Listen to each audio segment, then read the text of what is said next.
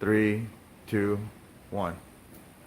Hi, welcome to 15 Minutes of Fame. I'm your host, Eddie Iron, and with me today is a local legend from right here in Venice, California. Go ahead and introduce yourself, let them know what band you're with. I'm Jason Brown, from the band Psychotic Youth, from the west side, Santa Monica, Venice area. I'm also a tattooer over 25 years. Yeah. Thanks for having me, man. Yeah, thank you for being on the show. Yeah, buddy, for sure. And how long have you been playing music for? Probably since I was about 15 is when me and my brother, he plays drums in Psychotic Youth. We started Psychotic Youth when I was about 15, so shit, man, probably like 82, 83 or so. We did our first recordings in 84, but before that we used to do backyard parties. Had my homeboy Lefty playing guitar and another dude named Casper playing bass. It was a four-piece. And yeah, man, shit's changed over the years, but for the most part, yeah, since I was 15. Yeah. Nice. Yeah. So how did you guys get started as a band?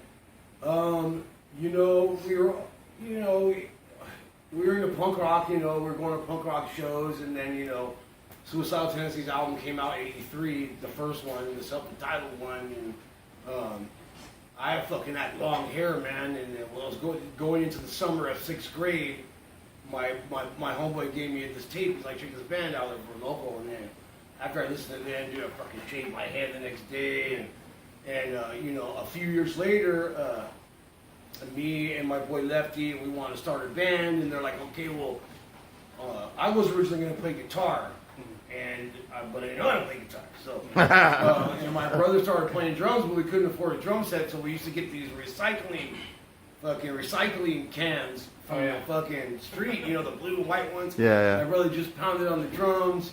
My homeboy Lefty, he made a fucking homemade guitar and woodshop and shit. And we just started jamming. We got Casper to play bass. He had this cheap ass like Sears bass or whatever, and we just started jamming in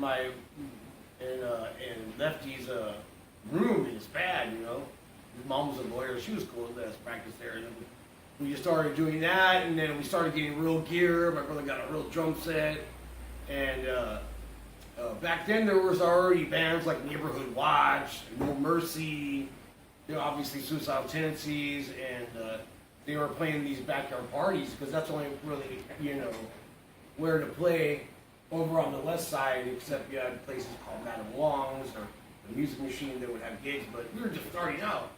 So we kind of got into the backyard circuit party, and this band called No Reaction, they let us play our first gig, and I remember my back was to the crowd, and my brother was like, turn around, motherfucker! So, we started playing, we wrote a couple songs, and we just opened up for them and started getting the name around, dude, and we just kept at it.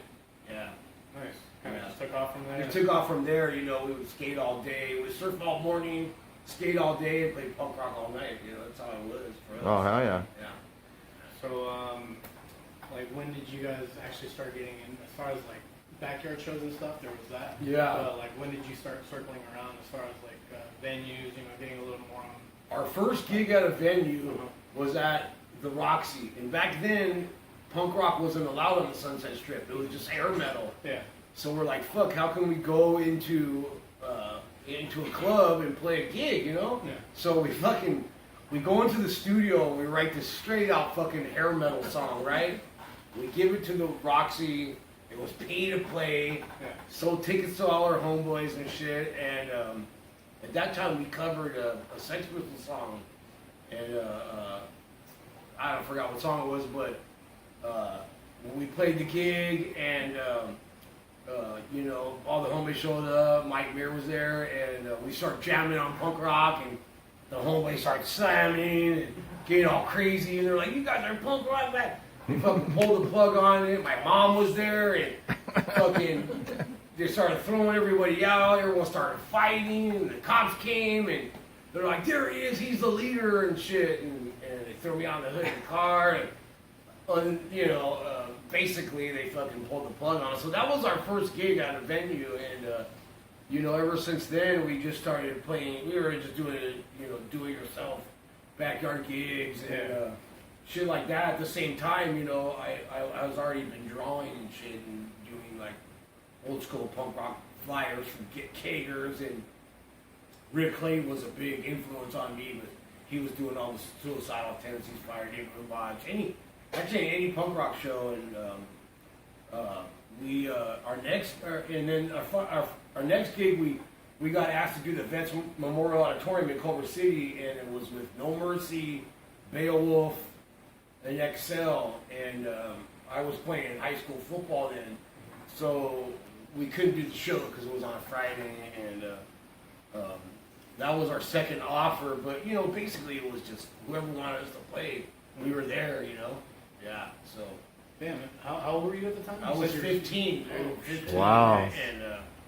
And yeah, dude, and you know, it just went from there. We started writing more songs. We said, man, let's go and record. We went to this dude's garage, this fucking old ass metalhead dude, and we wrote, you know, our first record with songs like "Fuck the Cops" and "Teenage Slut" and "Wait the Government." And back then, Reagan was president, so every punk rock song was always against government, you know. And you know, we were just fucking. We wrote a song called "No Kooks" about people surfing in our hood and "Skate and Destroy," you know, just all against government. Let's fuck shit up kind of songs, and man, it was cool, man. It was cool. Good old punk rock. Good old punk rock, dude. Yeah. Oh yeah. Yeah. And how were you guys influenced, and how did you arrive at like deciding, okay, this is, you know, we're gonna be punk rock? Yeah. You know, not exactly like that, but like, Yeah. how is it that? Well, you know, going through the times of the late '80s, you know, after starting getting the late '80s, then you know you started, you know, getting a thrash metal band started coming into it. So at that time, one of our guitar player, he went to law school, and we had a lineup change. I had this dude named Adam, what was his last name? Adam Smith, I think, playing guitar, and then we got Bill Crooks, who was actually the lead vocalist for Cryptic Slaughter. He started playing bass. Yeah. So we went in and then we recorded a couple of new ones, like a song called Insanity and Don't Fuck With My Head, and it got a little heavier with Bill Crooks playing bass. And if you ever listen to Cryptic Slaughter, Bill Crooks' voice was just fucking terrorizing, you know? Yeah. So it made it a little bit heavier, a little bit more thrash metal, you know? Yeah. But still on the punk side, people want to hear that shit. And we do a couple little out-of-town gigs. Went up to Oxnard and played with a bunch of hardcore bands like fucking Ill Repute and Dr. No and Aggression. And we had a gig booked up there and it got canceled. So we were just doing our thing, you know? And it kept going like that for a while. Yeah. Nice. Yeah. And around that era, you said, you know, you had a little more of that metal influence, that heaviness added to it. Yeah. So in '88, I graduated high school, and my brother, he went off to my Motorcycle Mechanics Institute. So I was asked to join this band in early '91. This band called Evil, EVOL, and we. There was a dude named Doug Mugg. He used to play bass for Beowulf, and these two guys from Chicago. They were totally into No Mercy. So our sound, you know. So, anyways, we wrote a bunch of tunes, and we had a couple labels looking at us, and that's when we kind of my life changed into doing more thrash metal. We played with like DRI and Dark Angel, and our biggest gig we ever did was we played the Palladium with Pantera. We opened up for Pantera, and there's a video. It's on the Cowboys from Hell video, and there's a part in there where it's me and Phil, Dimebag, and Mike Clark, and we did War Inside My Head. And it's on that video. I can't find it to these days because I think what they did was they took Vulgar Display and all these videos and put them into one. They might have edited that part out, but yeah, that was a big deal for us. And then you know, Evil started making noise, and we got looked at by Hollywood Records, which was owned by Disney. We were going to be the first hard become band on that label, and we did a compilation called Mosh on Fire with bands like Abattoir and Blood Cum and all these crazy fucking thrash bands. And you know, so that ended up defunking. We had a manager who ended up fucking up the deal. And yeah, so that point, you know, I was still doing other projects, and I was in a rap metal group being Strapped, and we did a couple records, and had a record deal, did a tour with Snoop over in Europe and shit. So yeah, Nice. yeah, Yeah, that's good diverse yeah, range of man, music. yeah. And you know, and then you know, in that time, you know, I had started tattooing, you know, and a lot of tattooing took up my time, and I really didn't do that much music. And Suicidal Tendencies had kind of they had kind of went on a hiatus when Robert started playing with Ozzy and stuff, and then, you know, Speed Forward, they came back and they did like a regular bus tour, you know, trailer, and I would go on the road with them, tattoo, blah blah blah. And so, you know, I was doing that a lot, and I got to travel some good countries and tattoo with them, and you know, and in '98, ST was open. Me and Mike opened in '98. Yeah. Nice. Yeah. So, with you know, the tattoo work you were doing, how did you go into that? You know, you were doing music. So Yeah. where in there did you start doing? Well, I always drew as a kid, and like I said, one of my biggest influences there was Rick Clayton. He had already been tattooing for a while, and he told me he worked at a place called LA Tattoo. He said, "Man, why don't you come up and hang out and, you know, just check it out?" And I just basically never left and hung out there for 2 years, and took on an apprenticeship with him and a dude named Baby Ray, and guys like Mike Brown and Little Mick from Australia. Then guys would come in and work there, and got a pretty good you know, sense of what the old school stuff was about. You know what I mean? And you know, nowadays it's just fucking oversaturated, and people don't take it humbly anymore. You know, they don't look at themselves. That's a whole other fucking interview, but you know, I got good kids that I've taught, like Frankie LA, and Chris Garcia, who actually work here, and they just take this shit to another level. And I don't ever, like, I've been tattooing half my life, and these guys have been tattooing 5, 6, 7, 8 years, and you know, I ask them for shit all the time, like, man, how do you do that? Because it's just about learning, man. You're always learning and stuff, you know. And then, you know, during that time,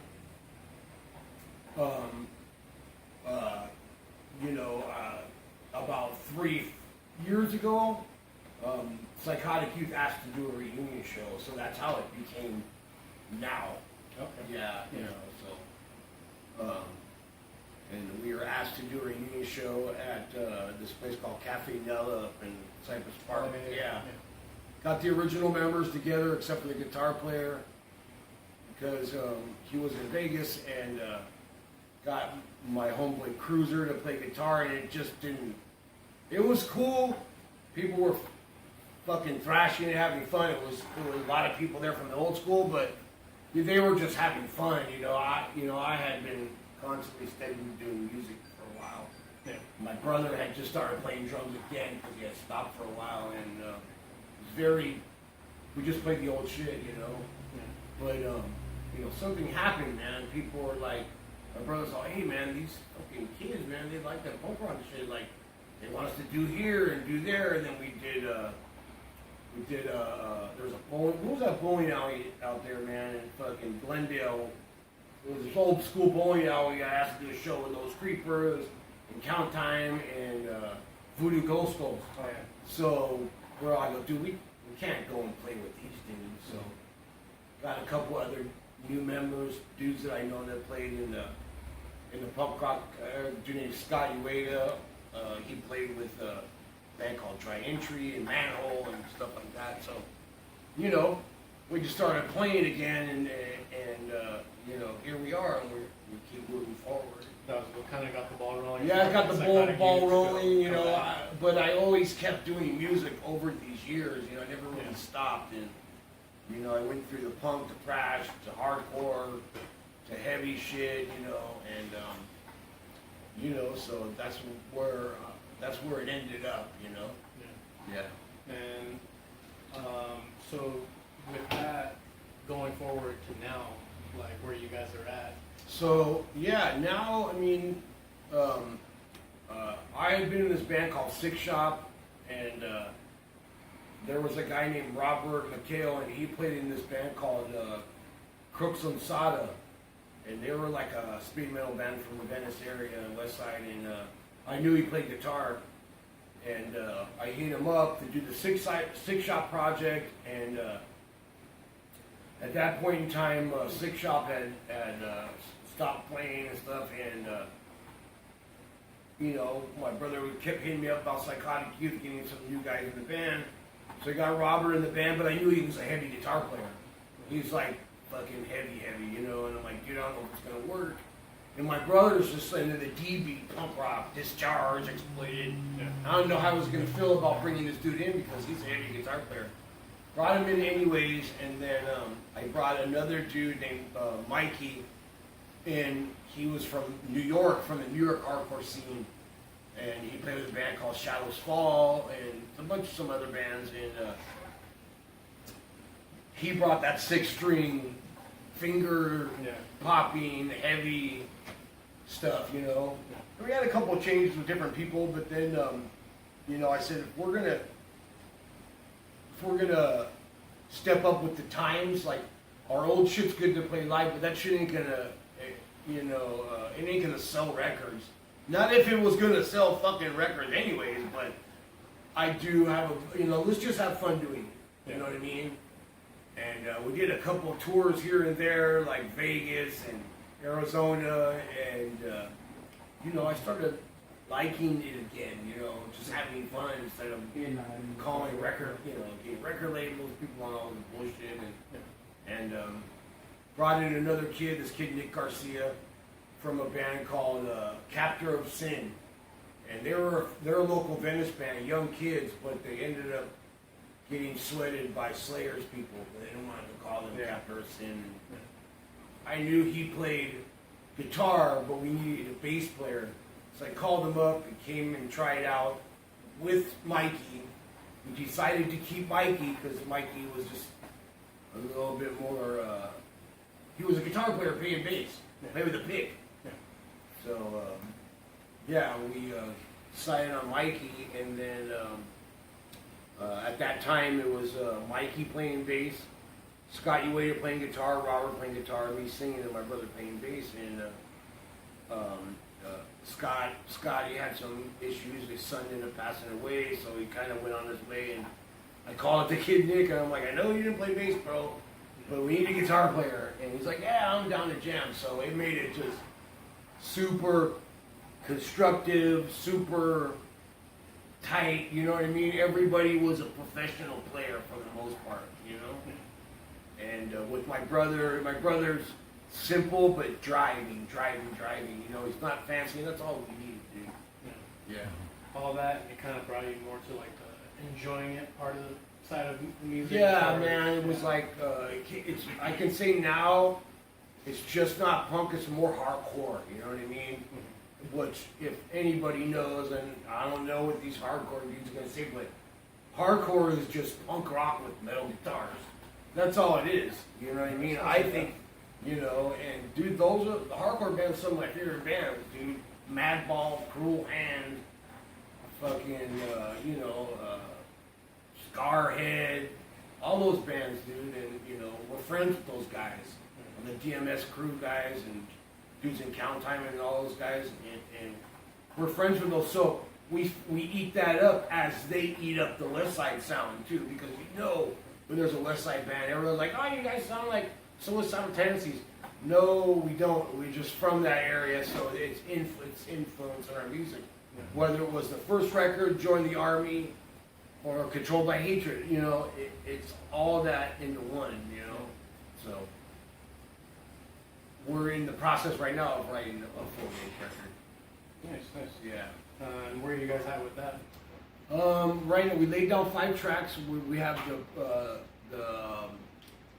the privilege and the honor of doing it with Greg Hetson, who plays with fucking Bad Religion forever, and now he plays a Circle Jerks band with Red Cross. Back in the days at Hetson Sound in Encino, We laid down 5 tracks, and we're gonna go lay down 5 more, dude. So we're gonna release a single soon called Suicidal. And it's about our version of the slam dance. It ain't fucking moshing, you know. It's slam dancing, and that's it. And it's our version of the dance, you know what I'm saying? And hope to do a video for that and release that, especially do it with COVID and everything. Yeah. Nobody's doing shit, nobody's touring. So I think if we just can release that and then come out with this full length soon as all this shit's over, you know, keep doing singles for now, you know what I mean? And just keep writing. For sure. Yeah. So pretty much like once the whole lockdown hit, you guys stayed pretty busy, but right? Yeah. Yeah. Yeah, I mean, as far as tattooing goes, we did get locked down a few times, and, you know, the second time we're just like, dude, I mean, our shop is cleaner than any hair salon or any of that bullshit. So we decided just to take it upon ourselves to just keep tattooing, you know, and, you know, in the same vein, it gives us me time to write music, it gives the band time, you know, my brother lives in Vegas, so he comes down every other weekend, and we rehearse and we write tunes, and had a couple shows booked, you know, but it just didn't go through. Nor do we want to jeopardize everybody, man, you know what I mean? But I think when it is over, people are going to need to hear fucking punk rock, dude. People are going to need to hear that shit. Yeah. And there's going to be a lot of angry motherfuckers, which makes it perfect timing to film a video, you know? Yeah. So, Exactly. yeah, dude, you know. Some of those shows, that's like the stuff that we had, right? Yeah, we had that show booked at the Doll Yeah. Hut, you know, and, you know, we won't say no names, but, you know, people got that rock star-itis, and I'm like, let's just fucking do the show. And then, you know, people, I mean, it was all for the best of it, I guess, in the end, you know, but, you know, there'll be times for more, man. We had a couple gigs booked. Yeah. We had that one at the, Cantina Pacifico? yeah, man, we love doing I fucking forgot about cantina that. bar Just fucking never shows, through. dude. Yeah. That's all there is, man. Yeah. You can't, there ain't no place to play over here in Santa Monica, Venice. You gotta do it yourself. Yeah. And then when you do it yourself, you have some bitch-ass fucking neighbor complaining, you know what I mean? Yeah. Like, that should never happen back in the days, you know? You charge at the door, and all you can drink, dude, you know? And you fucking threw up and passed out. You know? So, or smoke BCP or whatever. That's what I did, dude. But, so yeah, man, doing the band and the tattooing thing, it's good, you know.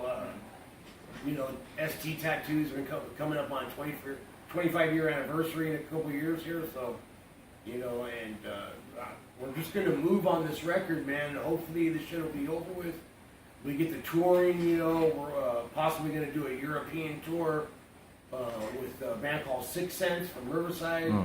They want to take us out with them, but who knows, man? I've been all over this world, and you know, I was in Japan last year, and they want to come, you know, they want to do a kind of you know, Santa Monica, Venice traveling gig out there in these little towns in there. So, you know, it's good that I have the opportunity to travel and tattoo all over the continent, but also brings me joy to bring the band, because people know that I do music too, so they know that you know, about the band, and you know, the merchandise sells over there, and it's crazy, man. The people are kind, and there's nothing better, you know. It's like we were never in it for the money, you know what I'm saying? Never in it for the money. Just like skating and surfing, we were never in it for sponsorship. We just wanted to skate.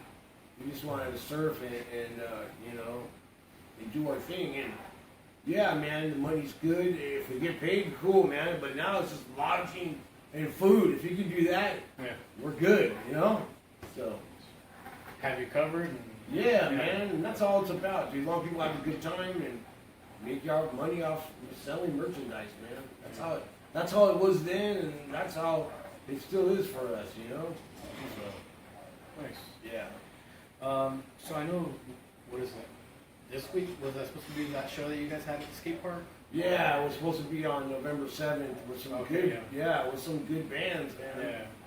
Yeah. Those Creepers, Count Time, Cutthroat Los Angeles, Neighborhood Watch, which are, you know, those dudes are friends of ours, and Yeah, And, pretty good lineup for that. Yeah, man, everyone, and it's just like looking, and the only fucking day out of the whole year it rains is supposed to rain that day. Yeah. You know, we got Monster Energy to sponsor it, and it was, and then it just kind of just fell through, man. As you guys had a gig booked too, man. Yeah. And I saw that cancel, like, fuck it.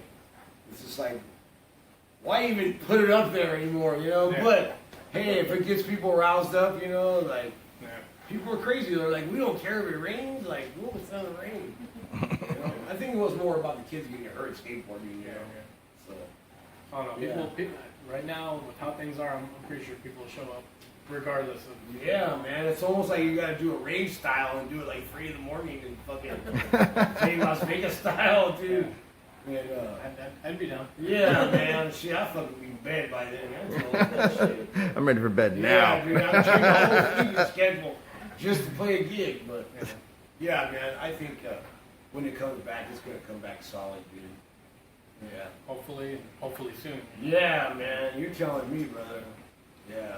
So for now, do you guys have anything scheduled as far as shows? Anything Right now, anything's no, way dude. out? Yeah, it's way out, man. Hopefully, we're going to try to do something with you guys, with Weaponize and Count Time, and, you know, we were going to reschedule some stuff, but, you know, we're just going to have to see what happens next year. You know, I know we're going to work on this video, which is kind of going to be our own little private party. So y'all can come and check that out. We're going to do a video and kind of cater party video, taco truck. And hopefully we'll be setting that soon. So, you know, everybody watch out for that stuff on social media. That's the best way. Everyone's doing it nowadays, man. You know.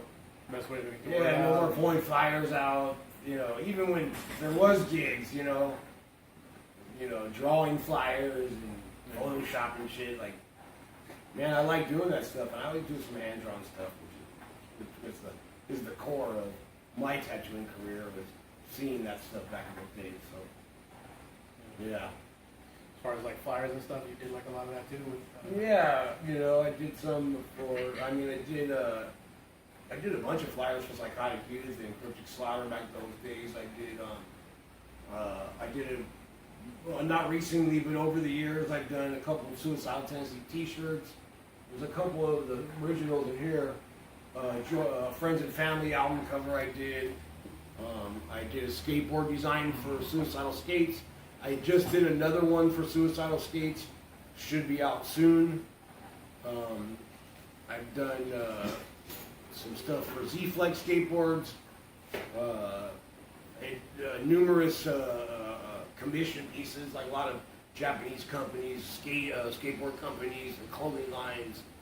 I'm working on a commission piece right now for a client that has a gallery in the valley, and man, and just you know, most of the time I spend drawing for my clients, you know, but when I can do stuff for myself, I try to, you know. It's almost like not practicing, bro. You got to keep the chops up. Not that you're gonna hear me singing in the shower or anything.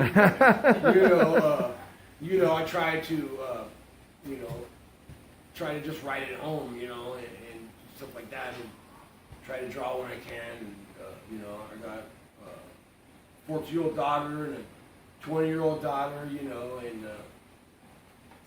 So, you know, I'm very chill these days, but dude, I can't wait to get on the stage, man, and do it, you know, and see the reaction of, wow, you know, fuck, that's what you guys have been doing, you know?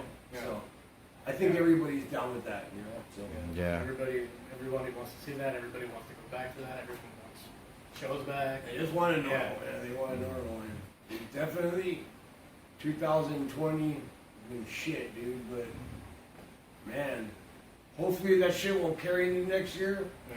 But if it does, maybe it's a better year for all of us, man. And the music scene is suffering big time, dude. I feel bad for these techs and lighting dudes and all, man. Even club guys, you know, clubs in general. Yeah. You know, so, you know. Heard a lot about like all those venues and stuff that are shutting down or trying to like save, you know. Yeah. Just hang in Whiskey. there, but, yeah. Whiskey's fun. They Yeah, there's a lot of stuff going down, man, and I think though that if we do this right for next year and we get some of these bands to put their time in to raise money for these guys that are not getting paid right now, so be it. I'm lucky and blessed.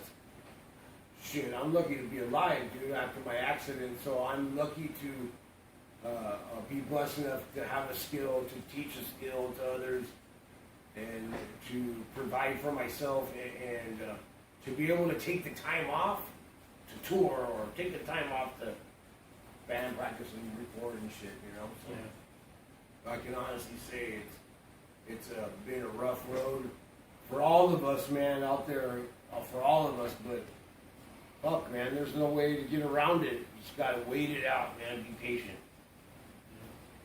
Yeah. So, before everything kind of shut down, with lockdown, quarantine, and all that, what's been like one of your favorite gigs that you've played in any band, or Psychotic Youth? What's that one show that you think back and like never forget that show? Oh shit, man. That's a tough one, dude. As far as with Psychotic Youth, I think it was that reunion show that we did the first time. They're like, what? They want to hear "Fuck the Cops" or "Teenage Slut," or they just counted out, showing, throwing out all these songs, and we just, so that was probably one of my favorite ones recently, dude. Yeah. It's the energy you got from Energy, that. yeah. Like a comeback. Yeah, man. It was, this Cafe Nell is small, dude. It reminds me of this place called the Cafe de Grand that all the punk bands used to play out back in the 80s, and 5 bands for $1, dude. And you could see, like, fucking anybody there, man. Black Flag, you could see shit, dude. Exploited, just all kinds of bands. The 5 bands for $1 on a Wednesday night. Be like No Mercy playing. You're like, what? No Mercy's playing? You're like, fuck. So yeah, man. It reminded me of that place, and they were going nuts, dude. It was cool. So looking forward to that coming back. Definitely. Yeah. As far as the record that you guys are working on, do you have anything set as far as like its release date, anything solid like that, or are you just kind of up in the air right now? I think we're trying to release that single for the new year. Okay. Yeah, for the new year, man. So look for it on the platforms, Spotify, Apple Music, all the platforms, and hopefully the video will be coming along with it, and we'll announce that, we'll announce the little thing. Follow us at Psychotic Youth and at ST Tattoo, and you'll be able to find shit that I'm doing, shit that the shop's doing, and the band's doing, and hopefully you'll see it and you'll come to the video shoot. You guys are welcome to come, and let's just get crazy and do some. Let's let this anger out. You know what I mean? Oh yeah. Yeah. Sure. So for media outlets, like what do you guys have? Right now, Instagram and... Yeah, right now we have Instagram and the Facebook, and we're working on the website right now. Okay. Yeah, so hopefully that'll be up by the new year also. Along with the tattoo shops, we have a new website that's launching for sure, I know, at the beginning of the year, sttattoostudio.com, and then you can find us, on all social media platforms, Facebook, Instagram. We have a Twitter, but we don't tweet that much, And most of our stuff is updated. The tattoos are updated on Instagram. We have portfolios in here and stuff, but right now we're not taking we're taking walk-ins, but only certain days and stuff like that. Just give us a call, man. We'll get you guys in here, and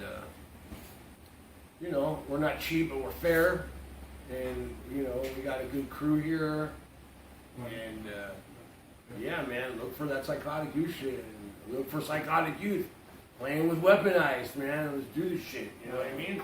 Oh yeah. And, it sucks because we were gonna do a cover. Right? Yeah. We were gonna do a cover. We'll still get down with that. Yeah, man. sending me the lyrics. I don't need no goddamn lyrics. It's all good though. That would have been cool, man. Dude from Cutthroat, Yeah, we had Junior and Neil, myself. Dude, that would be history. That would be. That was gonna be a good. That was gonna be a good one because you know that place would be destroyed. Yeah. Oh, we still gonna do that Yeah, for I sure. don't think anybody would have been playing that for Weaponized after that.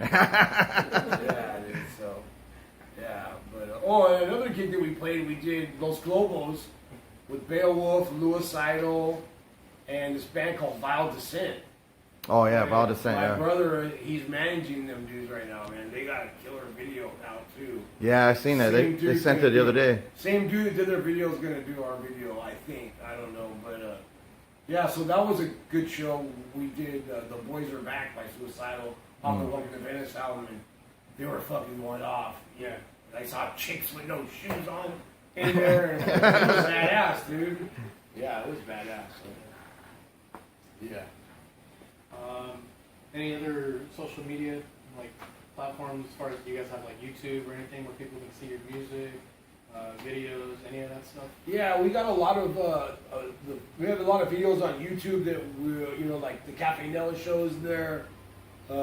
There's all our old music is on there. We have some new videos. Recent live videos are on there. A bunch of shit. You could see some old ass Evil stuff on there. I did do a song with Evil about 4 years ago called Collapsion. We did a video for it, and we played at the Viper Room. That was a cool kind of just a reunion show, just one shot, and a lot of stuff. You just gotta search it out. But yeah, go YouTube, Psychotic Youth, all over there. Nice. CYCOTIC. That's how you spell Psychotic. And yeah, we started that. We started as Delinquent Society. DS was our name, and then we changed it to Psychotic Youth, and then they're like, "Why do you spell it like that?" Because psycho. That's how we spell psycho, you know. So it kind of just worked for us, and people, or you got Psychotic Youth, but you're 50, right? And I'm like, well, fuck, man. It's not that we're the youth. Yeah. We're just talking about psychotic kids, you know. Back then, we were the youth, but not anymore. You know, and what do you want it to call it? It's like, yeah, it was funny. It's funny because my boy goes, "You guys are all fucked up. You should call it Sciatic Youth." And I'm like, yeah, dude, all right. So, yeah, man, I'm getting up after the gig. God damn, I'm back in school, man. So, you know, but shit, fuck. man. You know, Sciatic Youth. Yeah, but, so, yeah, dude, we're going to keep it going, dude, you know, till the wheels fall off, you know. That's how we roll, dog. And we wouldn't want it any other way, you know, and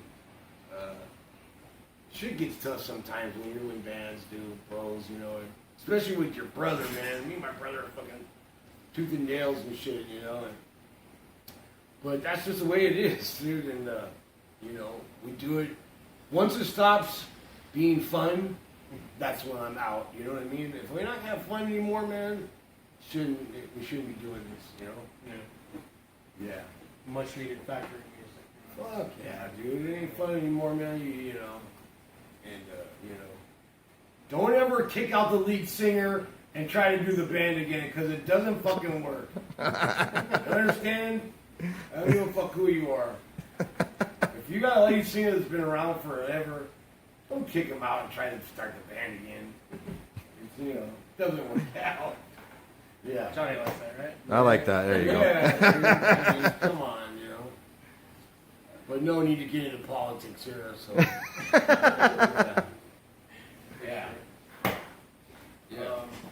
What about merch, either for the band or the shop? Like, what do you got as far as merch? Right now we got a couple of different design T-shirts. We got some girl shirts. We got some hats. As far as Psychotic Youth goes, you can DM me straight up on Psychotic Youth's Instagram. Like, we haven't been touring and playing, so we don't have a lot of shit, but we'll get it out there. We're going to be, like I said, dropping this website. There'll be a bunch of new stuff on there. The shop Instagram, you can DM me there, or you go to my PayPal, jasonbrown@sttattoo.com. We got shop shirts like this one that Frankie drew, with that on the back. And then these guys will probably scan a couple more. Well, we have them all in stock, man. We have 3 different designs right now, and we're coming out with a hoodie. We're gonna be coming out with some hot sauce. We got some stickers. We got, you know what I'm saying, we also carry Suicidal Tendencies stuff in here, you know, so you can go to suicidaltendencies.com, get all their shit. Go to dogtownskates.com and get their stuff. And but we usually carry it all the time. But since we haven't been open, we just placed an order and we'll be getting the stuff in right away. If you see something that you like at the shop, or you don't see something, let us know. We can get it in here for you guys. Yes, for sure. Yeah. And one last thing, like going back to you know, the drawing, tattoo artist, that side of things. What would you say was? Did you have any mentors as far as like, you know, got you into it, or either with the drawing part of it or the tattoo part of it? Yeah. Influences, stuff like that. My influences, like I said, like tattooers like Mike Brown, Aaron Kane used to be one of my favorites. Jack Rudy. Who else, man? Gregory Irons, you know. These dudes are old school, you know what I mean? And, you know, I just used to watch all their stuff and go to conventions, and, you know, they influenced me, you know. Salvador Dali's a big influence for me, even though you don't see it in my work. H.R. Geiger, the Piz, dudes like that, you know. They've been drawing lowbrow art forever. Robert Williams, you know, and that stuff kind of influenced me. Like my mentors, Rick Clayton and Baby Ray. Like I thank them for teaching me the way, and you know. But you also gotta give thanks to the new school guys that are doing stuff too, because you know they've been taught the old way and took it to the new school way, and they keep on that path. You know what I mean? And you know, I was taught to learn how to tattoo everything. You know, every style, and I instilled that in my apprenticeship to others. You know, my books are closed right now for any apprenticing, but you know, apprenticing Frankie and Chris Garcia. And those guys, you know, I kind of instill what I learned in them, you know what I mean? It ain't easy, you know, it's hard as fuck, you know, and, but it's the value that you get out of it, not only learning how to tattoo, but learning the value of life and learning how to run a tattoo studio and learning a business, you know what I'm saying? And it all comes in hand, and if you are humble yourself and you're not out there going, hey, I'm the shit, look at me, and you know, talking shit about, no one wants to go into a barbershop, get a fucking haircut, and they come out, you're like, your fucking hair is fucked up, you know?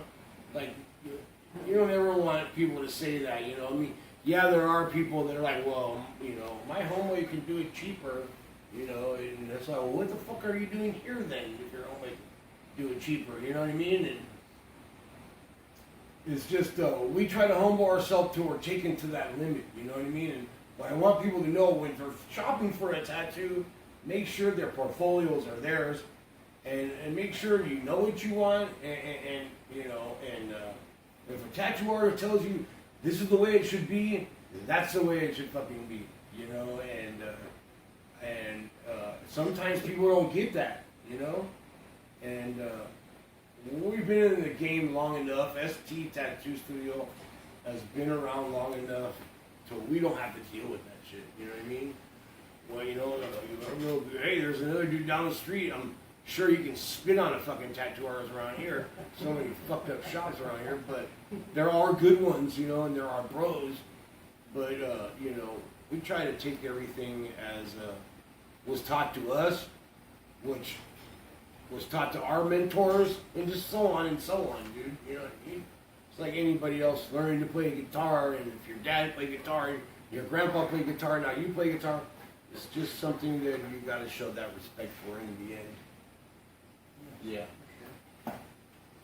Drink liquid death. Murderous plastic. Thanks to Blasco from Ozzy Osbourne for getting us this stuff. He's a friend of mine. He's a cool dude. He's a rad bass player. Me and Rob go way back. He played bass for Big Slaughter. We went to school together. Turned us on to this stuff. It's pretty cool. It's not a beer. It's water.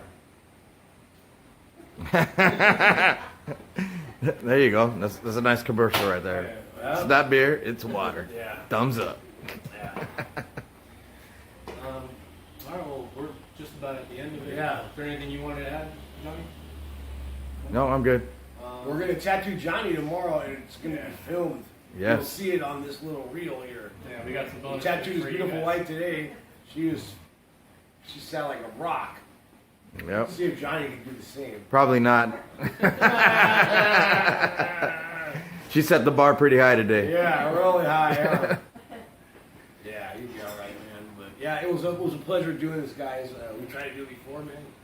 Just couldn't get it, but It happens over the phone, you know. this is better, man. one Better. thing or another. Yeah, dude. You know, this is better.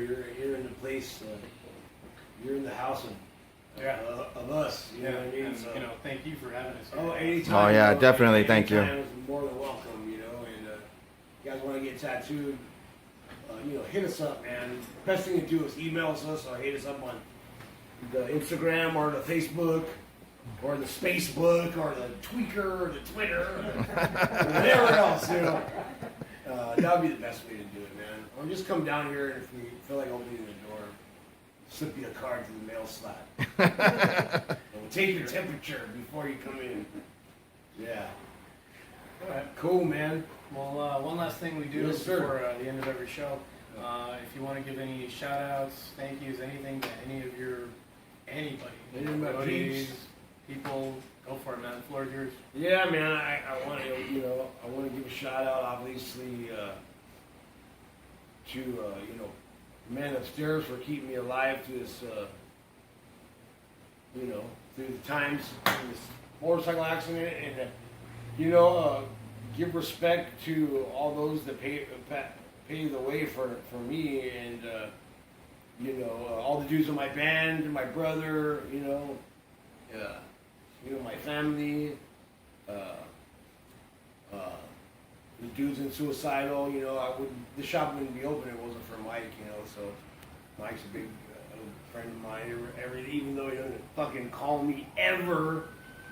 But he's a family man, so I get it. And basically, man, a shout out goes to everybody that listens to our music, any kind of music, or comes in and gets tattooed. You guys are the most people that we should give the shout out to. But I do want to say I thank my family for being there for me, and I thank Frankie and Chris, and Travis Ross, and these guys who worked under me, and all the guys that worked under me before. And yeah, man, I appreciate it, and be safe, and God bless, man. All right. Good? All good. Yeah. Do you want an outro for that, or Huh? do you want an outro for that, or cut it there? Whatever you want, just do the outro. Like that. All right. Well, either way, thank you so much for being on the show. Really appreciate it. Yeah, Thank you man. for taking the time. Oh, to yeah. Invite us here. Yeah, man. Anytime. Can't wait to play with these guys, man. Check out their shit too. Yeah, we'll be doing some shows, bro. And we'll get it together and do the shit right. All right. Looking forward to that. Oh yeah. All right. Yeah, right Later. on. Thank you. And we'll cut it.